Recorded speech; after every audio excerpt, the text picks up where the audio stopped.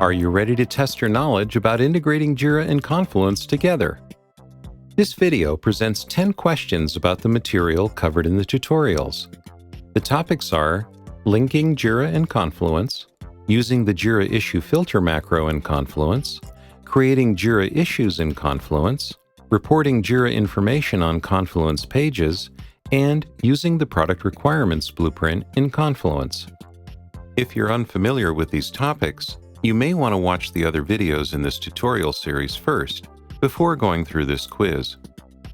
As each question is presented, you'll have a few seconds to think about the answer. Then we'll show you the correct answer. Let's begin.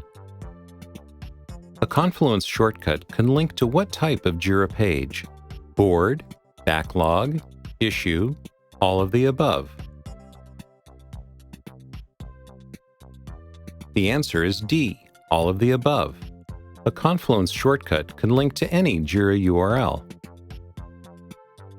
You can create product requirements pages in Confluence without using the product requirements blueprint.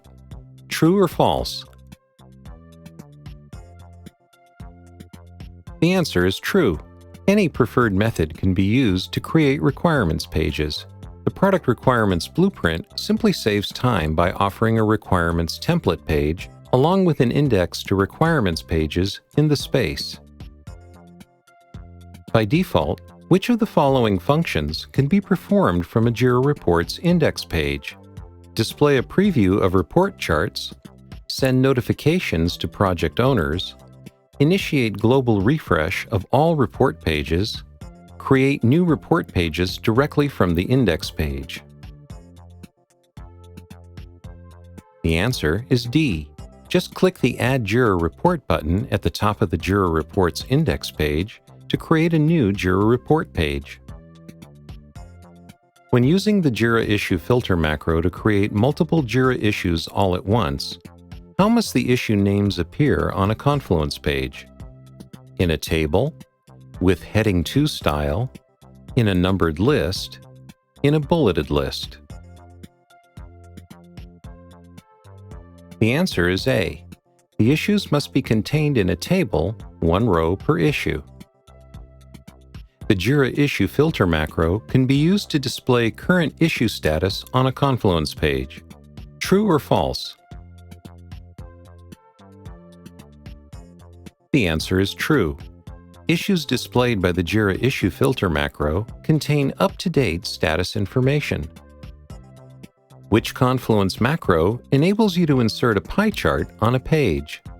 Jira Status Chart, Jira Reporting, Jira Charts, Jira Report Blueprint. The answer is C. The Jira Charts macro enables you to configure and add a pie chart to a Confluence page. All users can create Confluence shortcuts. True or false? The answer is false. Only space administrators can create shortcuts, but shortcuts can be used by any Confluence user. When using the Jira Issue filter macro to display a Jira issue link on a Confluence page, which of the following is true?